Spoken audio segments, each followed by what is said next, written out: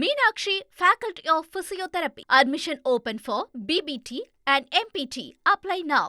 அதிமுக பாஜக கூட்டணிக்கு தலைவர் இல்லை என திக தலைவர் வீரமணி விமர்சித்த நிலையில் ஏபிஎஸ் தான் தலைவர் என பதில் அளித்துள்ளார் தமிழக பாஜக தலைவர் நைனா நாகேந்திரன். எடப்பாடி ஏன்னா அவர் தான் எந்த காலத்திலையும் இனிமேல் பிஜேபியோட சேர்க்க மாட்டோம்னு சொன்னார். இப்போ அவருடைய கூட்டணிக்கு என்ன பேருன்னு முதல்ல கூட்டணி ஆட்சியா கூட்டணி ஆட்சி இல்லையா அவர் தலைவரா இவர் தலைவராலாம் அப்புறம் இருக்கட்டும். கூட்டணிக்கு யார் தலைவர் இன்னும் சொல்ல.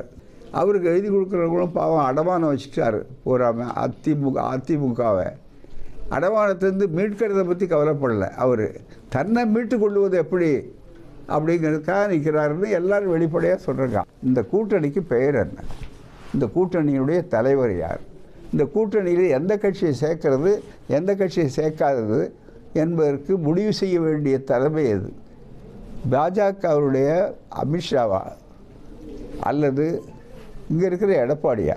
கூட்டணியே உருவாயிடுச்சாங்கிறதே கேள்விக்குறி. இப்போ எங்களுடைய கூட்டணியுடைய தேசிய ஜனநாயக கூட்டணி தமிழ்நாடு தலைவர் திரு இபிஎஸ் அவர்கள் முதலமைச்சர் அவர்கள் என்ன முடிவு எடுக்கிறார்களோ.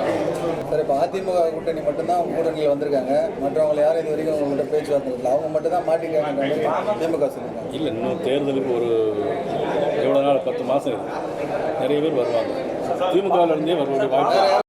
Meenakshi, Faculty of Physiotherapy. Admission open for BBT and MPT. Apply now.